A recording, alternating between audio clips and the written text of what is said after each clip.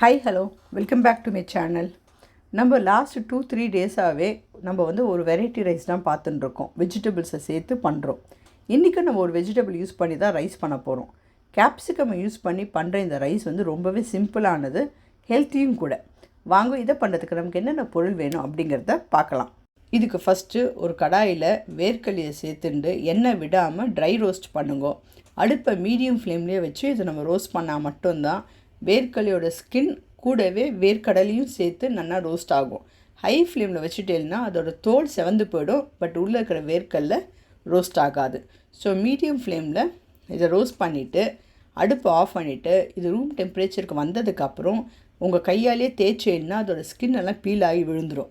அப்புறம் அதை டிஸ்கார்ட் பண்ணிவிட்டு இதை மிக்சியில் ஒரே ஒரு பல்ஸ் மோடு போட்டாலும் சரி, இல்லை உங்கள்கிட்ட இடிக்கிறது இருந்ததுன்னா சும்மா 2 இடி இடிச்சேன்னா இது 1க்கு 2 உடையும். அந்த அளவு இருந்தால் போதும். ஏன்னா இந்த சாதத்தில் நம்ம கடைசியாக சேர்க்கும்போது சாப்பிடும்போது அது க்ரன்ச்சினஸ் கொடுக்கும். அதுக்காக மட்டுமே தான் இதை நம்ம பண்ணுறோம். காலம்பரை அவசரமாக லஞ்ச் பேக் பண்ணும்போது வேர்க்கடலையை வறுத்து ஆற வச்சு இந்த வேலை பண்ணுறது ரொம்ப கஷ்டம். நான் இதெல்லாம் ப்ரீவியஸ் நைட்டே பண்ணிவிடுவேன். இல்லைன்னா வீக்லி ஒன்ஸ் வீக்கெண்டு வறுத்து நான் இதை கோர்ஸாக பொடி பண்ணி எடுத்து வச்சுட்டுருவேன். எந்த ரைஸுக்கு வேணுனாலும் நம்ம இதை தாராளமாக சேர்த்துக்கலாம். இப்போ ஒரு கடாயில் 2-3 ஸ்பூன் எண்ணெயை விட்டு எண்ணெய் சூடாகட்டும். இப்போ நீங்கள் பார்த்தீங்கன்னா கேப்சிகமை நான் பொடியாக நறுக்கி வச்சுட்டுருக்கேன். இதை கூட நான் நாள் நைட்டே நறுக்கி ஃப்ரிட்ஜில் எடுத்து வச்சுடுவேன். ஸோ காலம்பரை சமைக்கிறதுக்கு நம்ம ரொம்ப ஈஸியாக இருக்கும். ஆனால் கேப்சிகம் பொடியாக நறுக்கிக்கோங்க, அப்போ தான் இந்த ரைஸுக்கு அது நல்லா இருக்கும். எண்ணெய் நல்லா சூடானதுக்கப்புறம் கடுகு சேர்த்துண்டு கடுகு நல்லா வெடித்ததுக்கப்புறம் 1 ஸ்பூன் உளுத்தம்பருப்பும் கடலைப்பருப்பும் சேர்த்து நல்லா வறுக்க போகிறோம். அது கோல்டன் ப்ரௌன் கலர் வந்ததுக்கப்புறம் பெருங்காயத்தை சேர்த்து ஒரு டாஸ் கொடுத்துட்டு நம்ம இப்படி பொடியாக நறுக்கி வச்சுருக்கிற கேப்சிகம்மை இதில் சேர்க்க போகிறோம். கேப்சிகம்மை சேர்த்ததுக்கப்புறம் இதை நல்லா கிளறி விடுங்கோ. இதை நீங்கள் மூடி வச்சு குக் பண்ணணுன்னு அவசியம் இல்லை, ஓப்பன்லேயே குக் பண்ணலாம். ஆனால் நீங்கள் கேப்சிகம் போட்டு நல்லா கிளறி விட்டதுக்கப்புறம் அடுப்பை மீடியம் ஹை ஃப்ளேமில் வைக்கலாம். வித்தின் 2 to 3 மினிட்ஸ் பார்த்தேன்னா கேப்சிகம் நிறைய தண்ணி விட ஆரம்பிக்கும். கேப்சிகமுக்கு தண்ணி விடுற நேச்சர் இருக்கிறதுனால நிறைய தண்ணி விட்டுரும். நீங்கள் கலரை பார்த்தேன்னா இப்போ பார்த்தேன்னா நான் கரண்டி தூக்கும்போது தண்ணி அப்படியே கீழே நிறைய கொட்டுரும். ஸோ இதுக்கு நம்ம ஒரி பண்ண வேண்டாம். இது ஒரு 2 to 3 மினிட்ஸ் குக் பண்ணால் அது கம்ப்ளீட்டாக அது வாட்டர் ரிலீஸ் பண்ணிடும். அதுக்கப்புறம் அடுப்பை ஹை ஃப்ளேமில் வச்சு 2 to 3 மினிட்ஸ் குக் பண்ணுங்க. இல்லை வாட்டரும் எவாப்ரேட் ஆகி நமக்கு கேப்சிகம் மட்டும் இருக்கும். அந்த சமயம் இதுக்கு தேவையான அளவு உப்பை சேர்த்துண்டு கூடவே மஞ்சப்பொடியும் சேர்த்துக்கோங்க.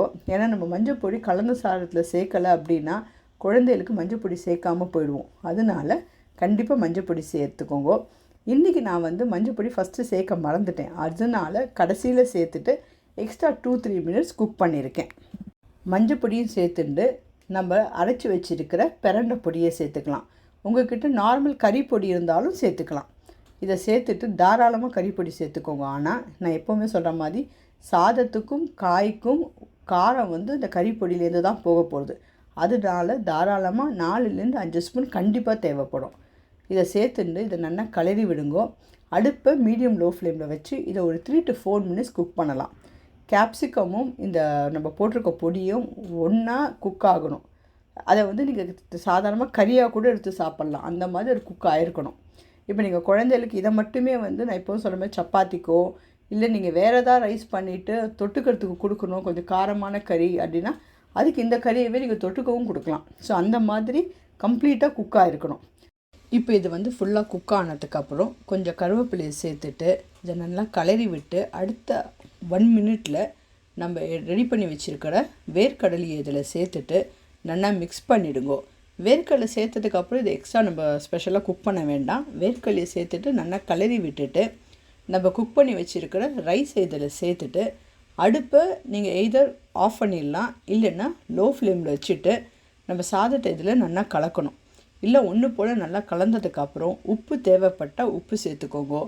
உங்களுக்கு காரம் கம்மியாக இருக்குது, இன்னும் கொஞ்சம் பொடி சேர்க்கணுன்னா அதையும் சேர்த்துக்கலாம். ஏன்னா இது நம்ம சாதம் நல்லா கலந்து மிக்ஸ் ஆனதுக்கப்புறம் ஒரு 5 நிமிஷம் லோ ஃப்ளேமில் குக் பண்ண போகிறோம். ஸோ நீங்கள் பொடி சேர்த்துருந்தாலும் அது இப்போ சாதத்தோடையும் காயோடையும் சேர்ந்துடும். இல்லை கம்ப்ளீட்டாக 5 நிமிஷம் நல்லா குக் ஆனதுக்கப்புறம் நீங்கள் இதில் 1 ஸ்பூன் நெய்யை விட்டுட்டு நல்லா கிளறி விட்டுட்டு ஆஃப் பண்ணிடலாம். ரொம்பவே டேஸ்டியான கேப்சிகம் ரைஸ். உங்கள் குழந்தைகள் எல்லாருக்கும் பிடிக்கும். யாருக்காவது கேப்சிகம் பிடிக்கலன்னு சொன்னால் கூட இதை நீங்கள் பண்ணி கொடுங்க, கண்டிப்பாக விரும்பி சாப்பிடுவா. இந்த ரெசிபி இன்ட்ரெஸ்டிங்காகவும் ஈஸியாகவும் இருந்திருக்கும்னு நினைக்கிறேன். இது வந்து no onion no garlic recipe. ஏன்னா நம்ம பண்ணியிருக்க ரைஸ் வெரைட்டிஸில் மேக்ஸிமம் எதுலேயுமே நம்ம வெங்காயம் பூண்டு சேர்க்கவே இல்லை. ஸோ உங்கள் ஃப்ரெண்ட்ஸ் அண்ட் ஃபேமிலிஸ் யாருக்கு இது யூஸ்ஃபுல்லாக இருக்கும்னு நினைக்கிறீங்களோ அவளுக்கு இதை கண்டிப்பாக ஷேர் பண்ணுங்க. தேங்க்யூ.